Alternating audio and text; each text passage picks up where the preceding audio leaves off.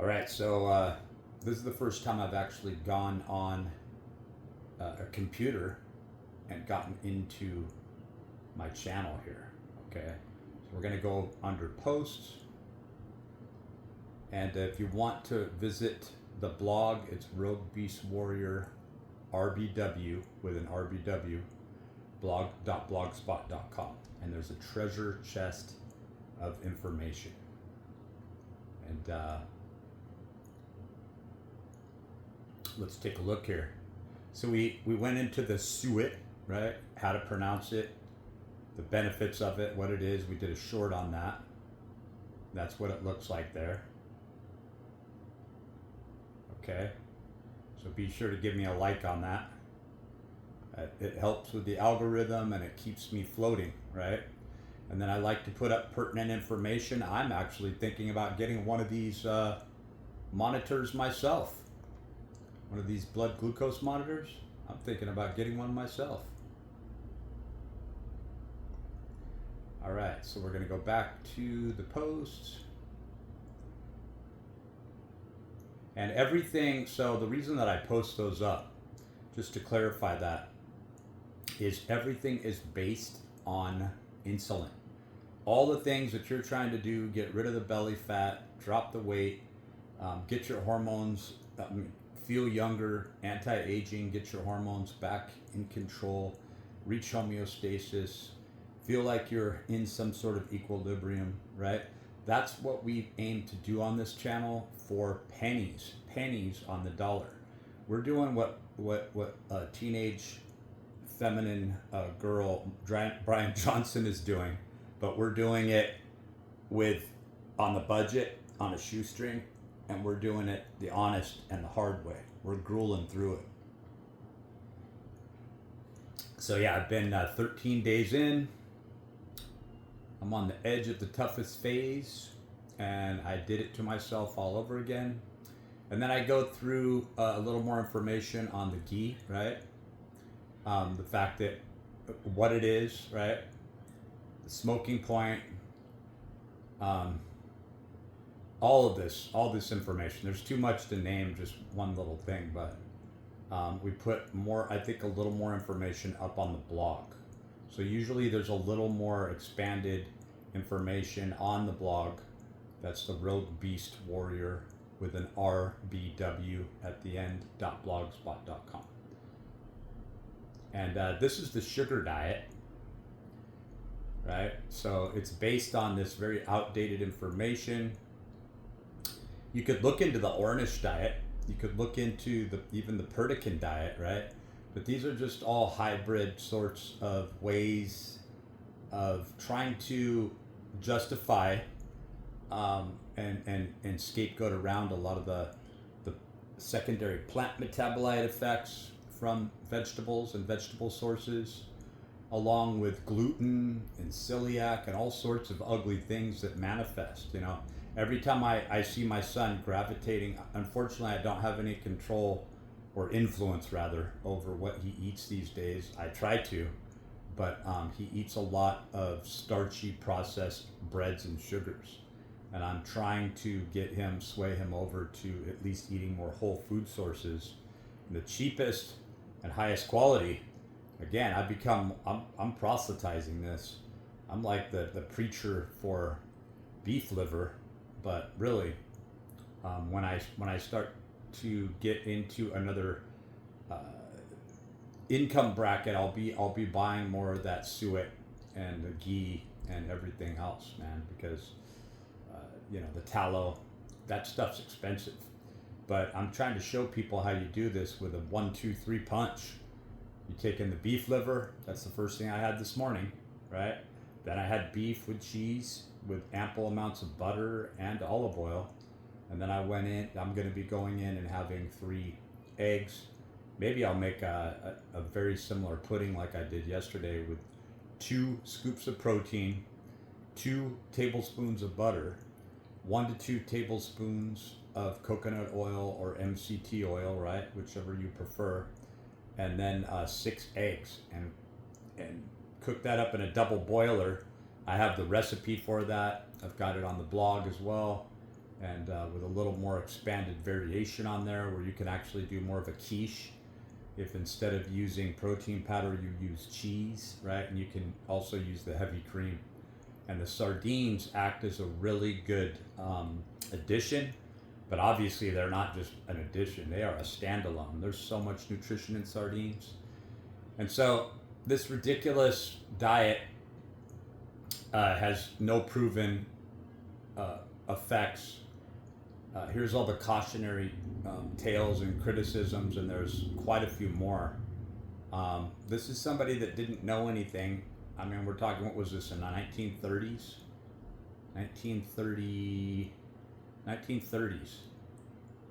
Dr. Kempner, that's who you have to thank. And I almost think of it like, I won't say it, but certain religious occupations that where people just get into this fanaticism. How ChatGPT coached me from ruin, yes.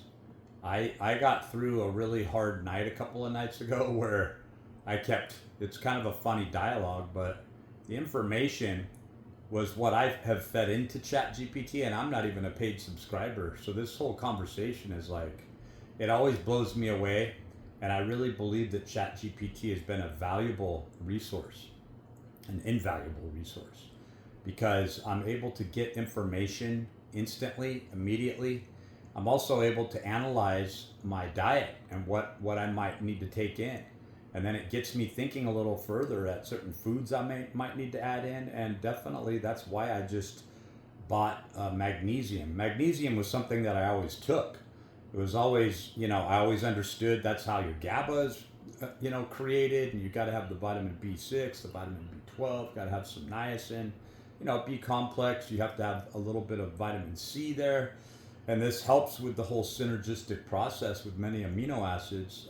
This gets into the book, Heal with Amino Acids and Nutrients by Billy J. Saley. And now that I'm in front of the computer, I could probably just punch it in if I can punch it in correctly. And nutrients, there it is. First one that popped up. Look at that. So this is the old school book. Look at what it's selling for. So I used to hand copies of this one to my clients, right? And I used to buy these for $2 or $3 at a time. So I would give them out for free. Now they're $53. This is the original. Unfortunately, she passed away in 2011. And the person who's carrying on the torch for the orthomolecular nutrition. But this is I'm going to read this since I can, right? Billy J. Saley, PhD, CNC, is Executive Director of the Pain and Stress Center in San Antonio. She is a board-certified medical psychotherapist and psychodiagnostician, behavior therapist, board-certified expert in traumatic stress, and an orthomolecular therapist, and a certified nutritional consultant. She is a diplomat in the American Academy of Pain Management. Dr. Saley is a graduate of the University of Texas, Clayton University School of Behavioral Medicine, and UCLA School of Integral Medicine. Additionally, she has studied advanced nutritional biochemistry through Jeffrey Bland, PhD, Director of Health.com. She is, I think that's before the whole .com thing, because here she was still alive, so that's pre-2011. I would even say that this article right here, or this piece of information, was written around 2005 or 2007. She is a member of the Huxley Foundation, Academy of Orthomolecular Medicine, Academy of Psychosomatic Medicine, North American Nutrition and Preventative Medicine Association, and American Counseling Association. In addition, she holds memberships in the Sports Medicine Foundation, American Association of Hypnotherapists, and American Mental Health Counselor. So this is about her down here, like as far as what she's done. And if you remember Candace Pert and her contributions with GABA, right here, gamma aminobutyric acid. But additionally, Billy J. Saley was invited into the U.S. Open. When she was in college, she was an amazing tennis player, one of the best, right? So she understood the connection with the athletic performance and amino acids, right? And this is, to some extent, she takes this on, but I'm surprised that Linus Pauling's past with the Stanford Research Center, Dr. Rath, his past cohort there, didn't take this on more seriously under the guise of orthomolecular sciences and nutrition when it's referred to as an amino acid therapy. Just looking at some messages coming in. Let's read the rest of this. Dr. Saley wrote The Anxiety Epidemic, GABA, the anxiety amino acid post-trauma and chronic emotional fatigue. So she was also on the President's Council for post-traumatic stress disorder, right? And she even was one of the people who came up with the phrase. So that's how deep in Billie J. Saley was and is. She lives on in her publications. Chronic emotional fatigue, malic acid, and magnesium. What did we just talk about? For fibromyalgia. So, I mean, she was really trying to think about this, in reference to females and the female cycle, right? And when to take this and how much. And chronic pain syndrome. The melatonin report is Ritalin necessary. God, she was way ahead, right? So she posed a big threat to Big Pharma, just like Linus Pauling did. Why do you think he was shut down so abruptly? The Ritalin report, stop ADD naturally. Theanine, yeah, big one there. And in my opinion, this is why I walk all the time and why I'll do a lot of orthomolecular fasting in addition to going into these long carnivore only cycles, right? Is where I'll shift away from ketosis and go into gluconeogenesis, right? Where I'm almost taking in no fat and I'm upping my grams of protein. I've gotten up to even doing 700. It's not anything I recommend. It's something that should probably be looked over like somebody like Billie J. Saley. The relaxation amino acids, she co-authored with Catherine Berkner. CRNA PhD, heal with amino acids and nutrients, break your prescribed addiction, control alcoholism and amino acids and nutrients, and green tea healing miracle. Yeah, she was way ahead on all this because you have that bioactive caffeine there as well, right? Additionally, Dr. Saley has recorded numerous informative CDs on anxiety, stress, fear, and depression, as well as relaxation. I would love to put some of those up because I can't find anything on her under social media. So that is awesome to revisit that. In addition, Dr. Saley holds 3 U.S. patents for SAF, Calm Kids, SAF for Kids, and Anxiety Control 24. No wonder she was a big threat, right? Dr. Saley devotes the majority of her time to research, writing, and development of natural products to address brain deficiencies. So that's where to find it. And I mean, if you can get it cheap, do it. But I've read that book over and over and over again, and if I could afford it, I'd have a copy right now. I mean, amazing stuff, amazing researcher, right? And let's punch that in. Since we're here, since we're doing this, let's punch in, because there is an molecular medicine news that Thomas Levy was talking about in an interview that I did post up. So here it is, Orthomolecular News Service. So this really needs to be put out there. Look at that. We got Linus Pauling's picture front and center, right? And I do high dose vitamin C. I've already done 5,000 milligrams, 5 milligrams of vitamin C today. The day's only halfway over for me at least, and I've already done, I think, 2 doses of 400 milligrams on magnesium,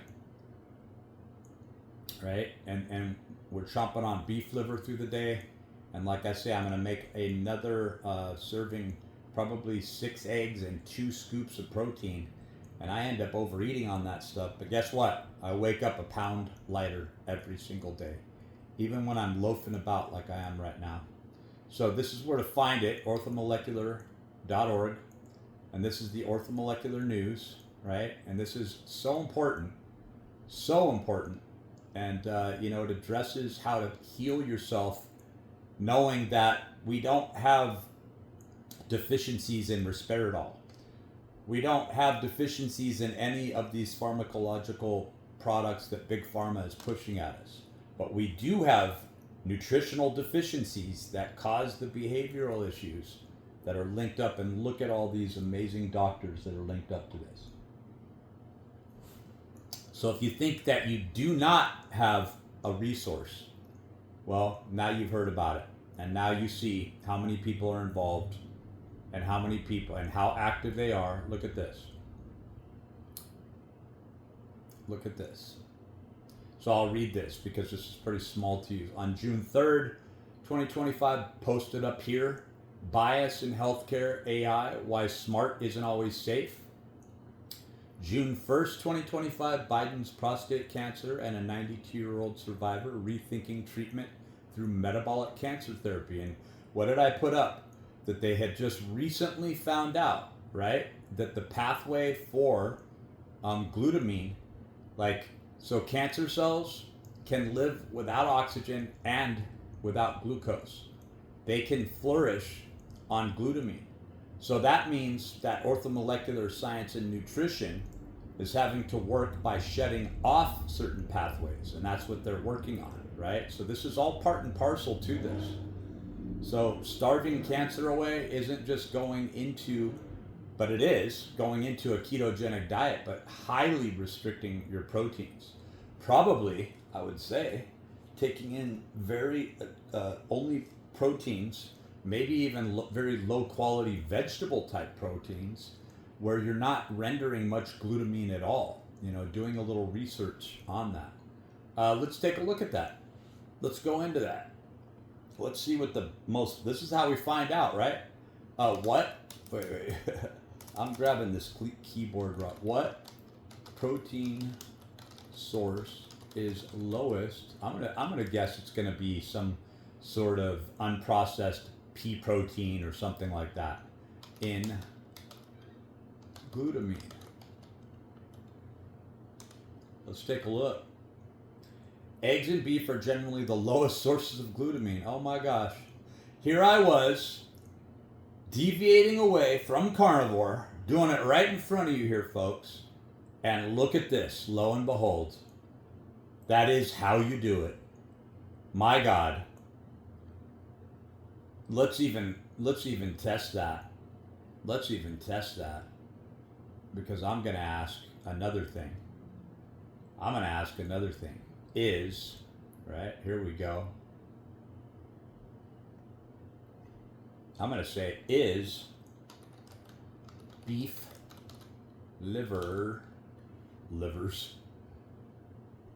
lowest, I'm going to say low, lowest in glutamine, let's just say lowest, let's be specific here. Low in glutamine. No, beef liver is not low in glutamine. Okay. So now we know a lot. We know that eating beef and eggs are low in glutamine, but not the beef liver. Right? So eggs contain a relatively low percentage of glutamine, around 4.4% compared to other protein sources.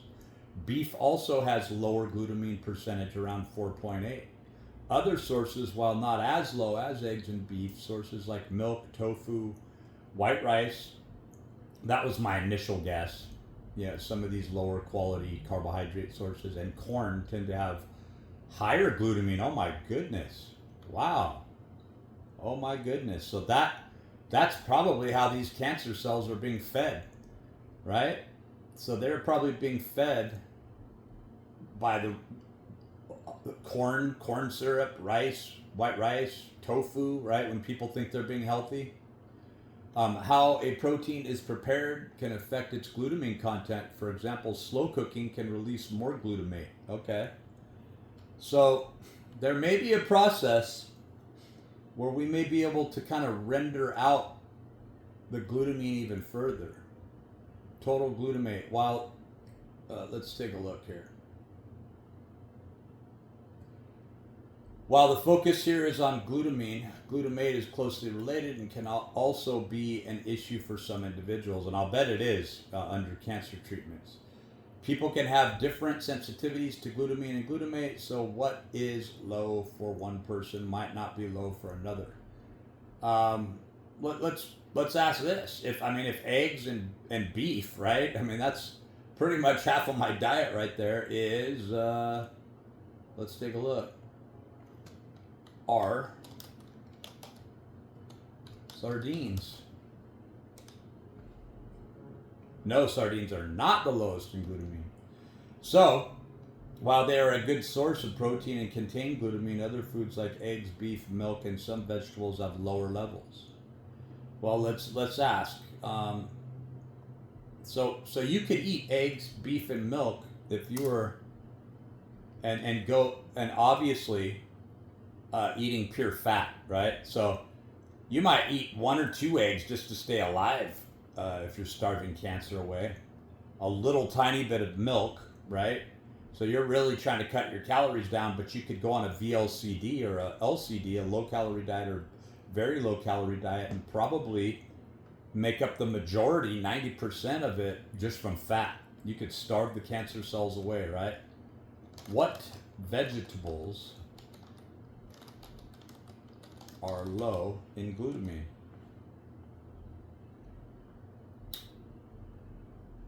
So many vegetables are naturally low in glutamine, especially compared to protein-rich foods, while some vegetables like peas, what did I say?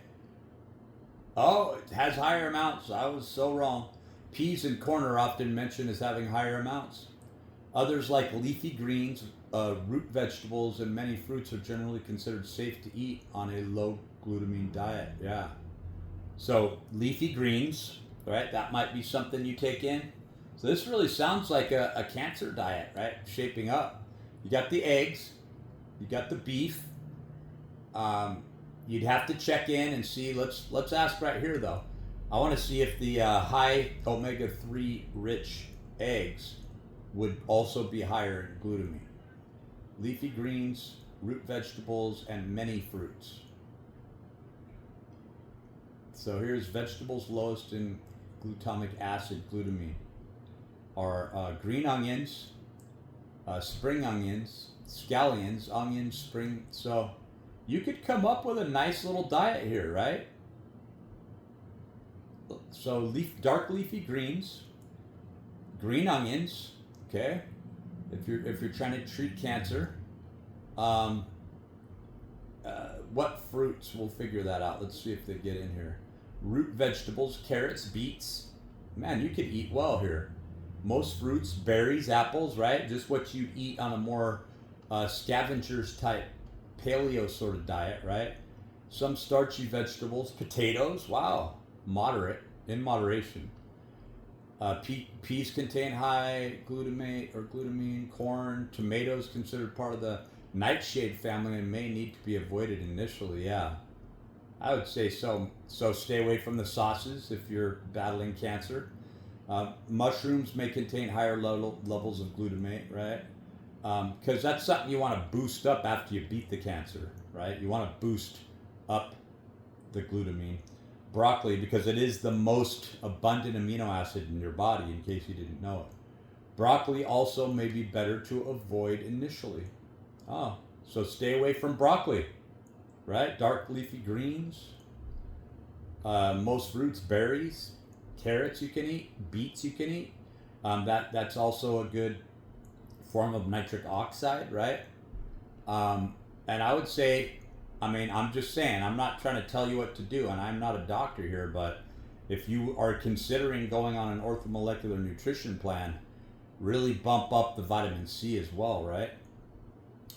Vegetables lowest in glutamic acid. Do vegetables have glutamine? Are potatoes high in glutamine? Does celery contain glutamine?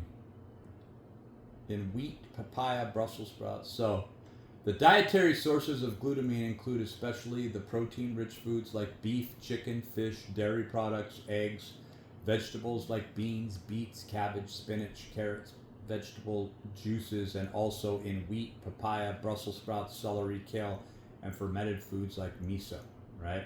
So So the dietary sources of glutamine include especially the protein-rich foods like beef, chicken, fish, dairy products, eggs.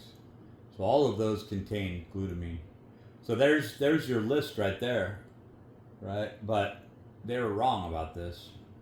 They were wrong about this because we just heard that beef and eggs are low, so you'd really have to look into that and do a deep dive. And don't be afraid to use a little chat GPT to do your dives. So do vegetables have glutamine? Some vegetables, foods that naturally contain glutamine, include meat, fish, eggs, legumes. It can also be consumed in higher concentrations as a nutritional supplement. Okay, and what contains low? You see the contradictions here? It keeps giving me beef and eggs as a high source of glutamine, as the main source of glutamine, and then it tells me that it's the lowest. But it looks like the berries and the dark leafy greens, along with beef, eggs, and then of course you'd be able, I wonder if nuts are low in glutamine. We might be onto something here. Are most nuts low in glutamine? Let's take away that other R. And let's take a look here. No, many nuts are actually good sources of glutamine. So stay away from nuts.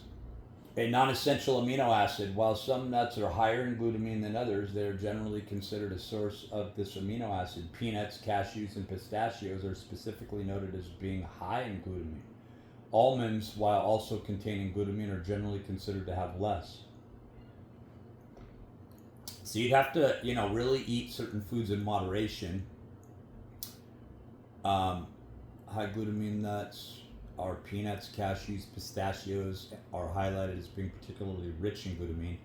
So if you had cancer, you're staying the hell away from peanuts, cashews, and pistachios. No, none of those for a while, right? Till you beat it. Moderate would be almonds, right? That's too bad because they're so delicious, right? General nut benefits, glutamine. So, you might allow yourself in the tail end to eat some almonds because they don't really. Which nuts are low in glutamine? Here we go. Okay, Japanese chestnut raw has the lowest here on this list. Ginkgo nut raw.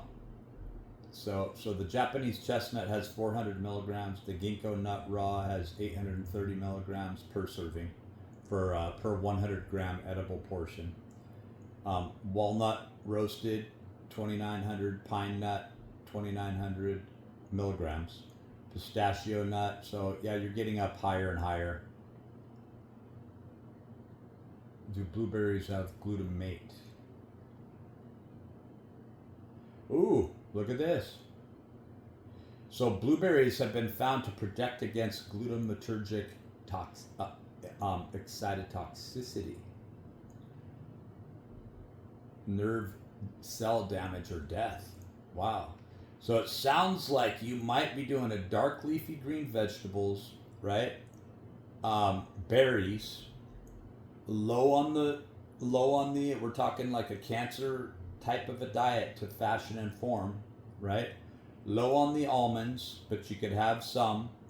Blueberries, and of course you have, if I didn't mention it, you have the beef, eggs, and then you could make up for it by buffering with ghee, right? And suet, right? You would eat that by itself, or you would fry, or maybe a tallow type of thing. So anyway, that's what we're looking at. We're always researching. We're always doing deep dives.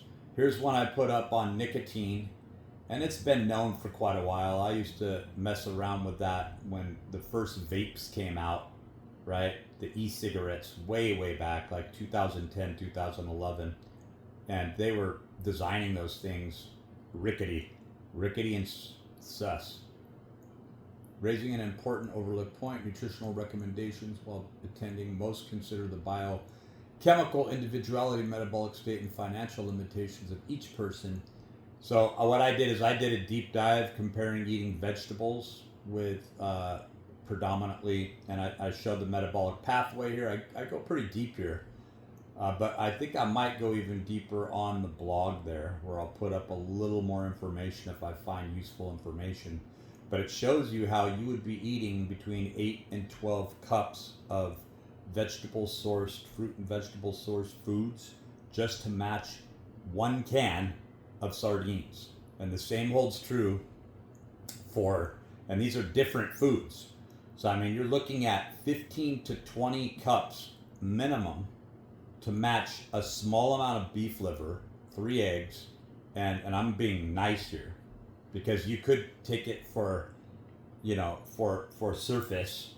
In other words, what it states here, where it says, like down here, we'll go down here a little bit. To match it, you'd have to have 12 to 15 cups of combined plant foods. So I could be really mean and go, it's going to take you 30 cups, right? Because many of the foods are not overlapping, right? So in other words, the same nutrients that are found, just like you have to eat the beef liver, the sardines, and the eggs, right?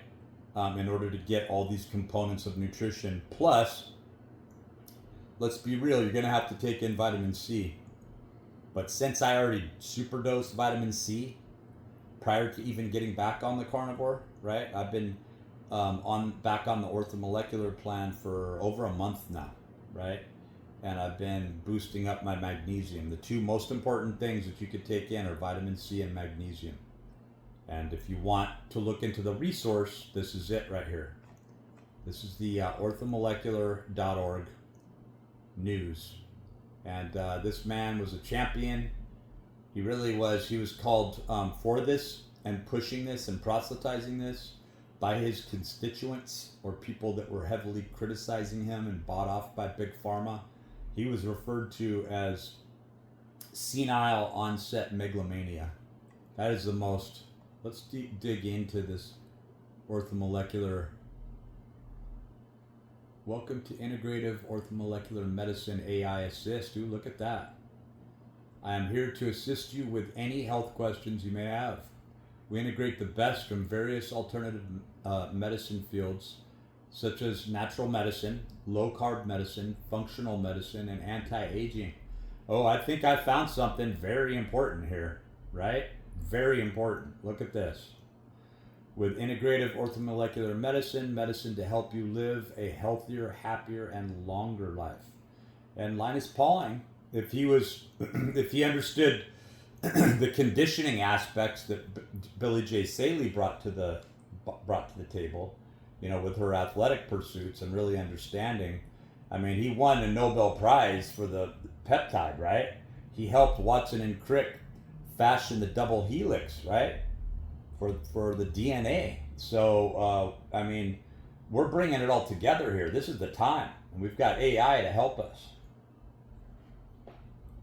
So in my opinion, and it's a medical fact, let's punch it in here. Does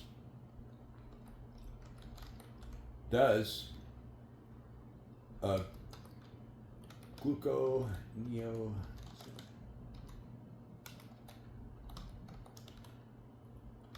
and core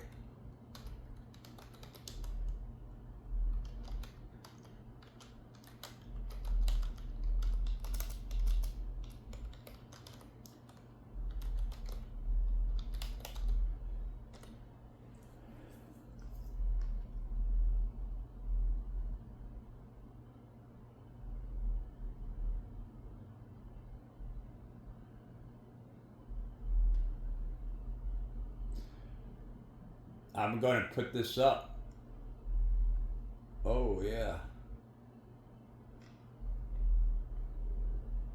So, cortisol's role in vitamin C uptake. Cortisol significantly enhances the uptake of vitamin C into cells by stimulating the production of messenger RNA, which increases the expression of sodium ascorbic co-transporters, SVCTs, right? And then gluconeogenesis and cortisol, right? Cortisol, a glucocorticoid hormone, increases glucose levels in the blood through gluconeogenesis in the liver, which utilizes amino acids and other carbohydrate molecules to produce more glucose, right? So it actually makes it enhances gluconeogenesis. That's long story short. It enhances it. Think about that. It enhances it. All right. Synergistic effect.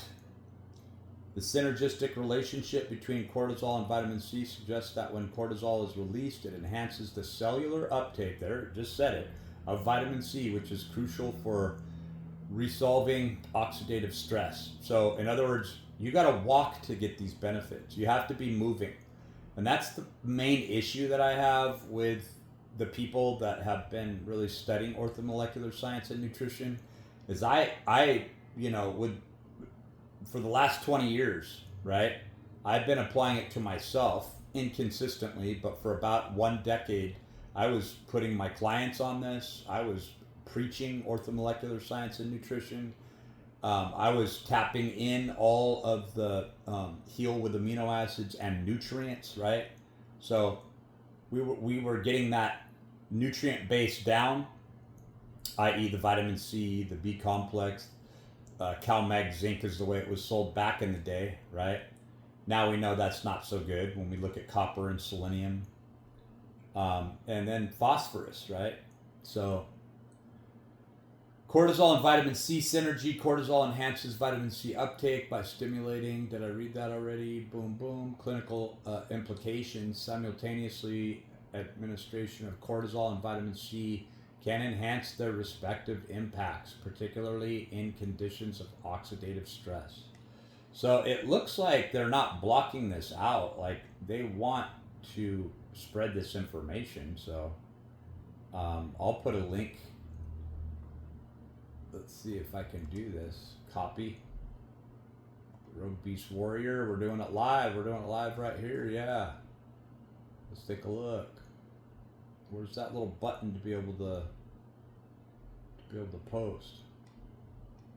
Am I doing something wrong here? Post something up. Let's see. Shorts. Description. We're doing it live, folks. We're doing it live. I don't think I can do that on here. Unless I'm just being stupid. I'm not that articulate with history playlist, liked videos, shorts, trending music live. Yeah, I'm not sure how to do it. It's so easy when I'm on the phone. I'm a phone boob and a computer noob. In a lot of ways here. I just don't see where you can. Well, let's see. Can I put it right here? Is it this simple?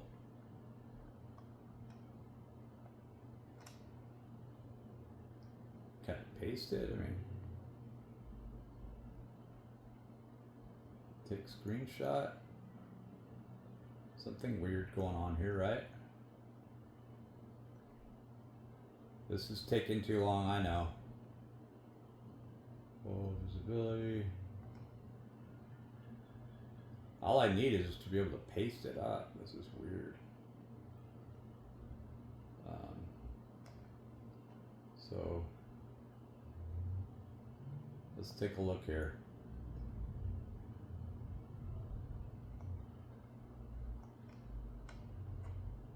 Paste. There it is. There it is. Did I do it? Shit. Did I do it? Let's say post. I did it. I did it. Let's see if under the post it went. Right? Post. Yeah. We did it. Now let's go in and be kind here and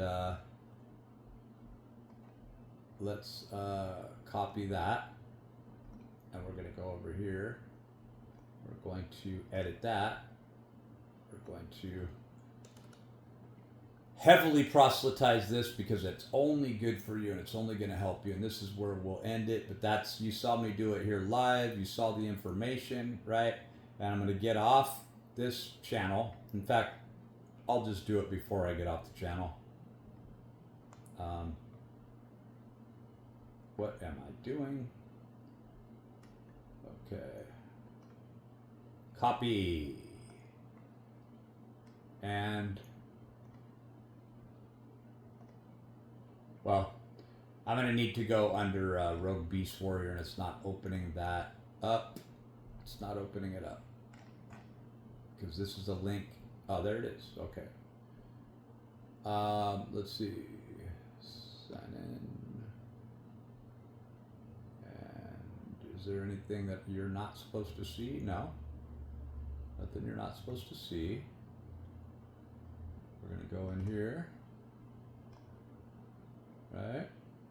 Then we're going to say, what would be a good title? Let's pick out cortisol's role in vitamin C uptake. And remember, you saw it here first.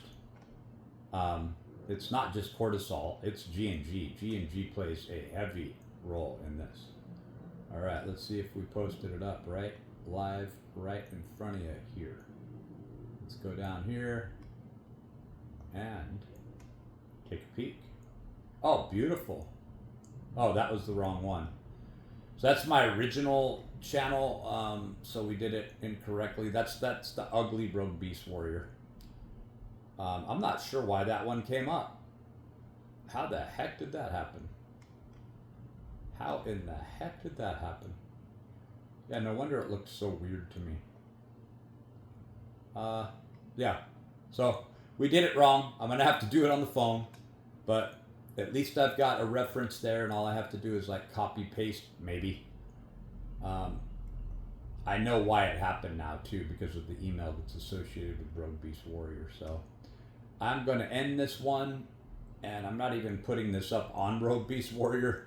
I'm going to be putting this up on my tertiary channel, on the Black Book channel. 1013 Consensus. And we will talk to you soon, folks.